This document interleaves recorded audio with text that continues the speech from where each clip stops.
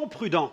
Je vous propose une lecture dans Matthieu chapitre 16, versets 1 à 3, où les pharisiens et les sadducéens abordèrent Jésus et pour l'éprouver, lui demandèrent de leur faire voir un signe venant du ciel.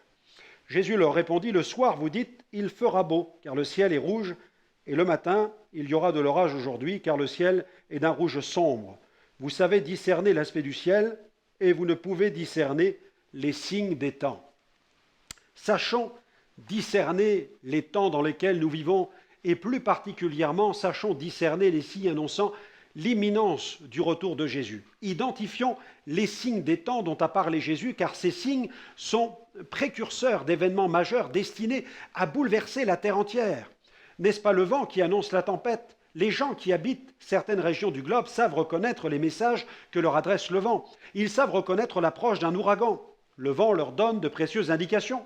Lorsque les radios ont informé les habitants de la Nouvelle-Orléans qu'un ouragan nommé Katrina se dirigeait dans leur direction, la plupart des habitants de la ville ne se sont pas affolés. Ils n'ont pas cédé à la panique, car ils sont habitués à la manifestation de tels phénomènes climatiques. Voyant l'ouragan se rapprocher de plus en plus des côtes de la Louisiane, les autorités ont finalement donné l'ordre de quitter la ville. Malheureusement, la plupart des gens n'ont pas suivi ces directives données par les autorités locales, pensant que l'ouragan changerait de direction, comme c'est souvent le cas. Alors, tout le monde est resté tranquillement chez soi. Dramatiquement, cet excès de confiance coûta cher aux habitants de la Louisiane. Ils sous-estimèrent la puissance de cet ouragan qui se révéla destructeur au plus haut point. L'ouragan ne changea pas de direction. Les rafales augmentèrent d'intensité et bientôt les habitants se retrouvèrent prisonniers de l'ouragan. Il était alors déjà trop tard. Une immense vague de plusieurs mètres de haut déferla sur la ville, accompagnée de vents d'une violence inouïe.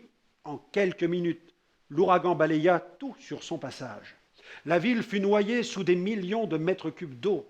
La vague laissa derrière elle des milliers de victimes et des centaines de milliers de sans-abri. La plupart des chrétiens perçoivent l'enlèvement de l'Église comme un événement glorieux, et il l'est. Mais il ne faudrait pas non plus qu'ils oublient que cet événement sera suivi d'une période de grande tragédie pour l'humanité. L'Église va échapper à une terrible tempête.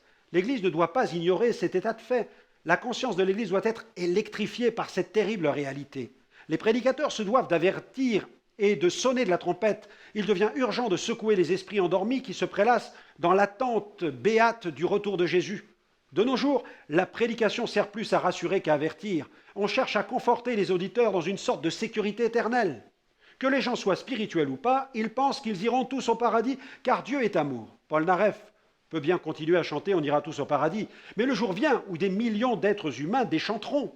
Désolé de décevoir certains, mais je crois que bon nombre de ces chrétiens tièdes risquent de ne pas faire partie du grand voyage.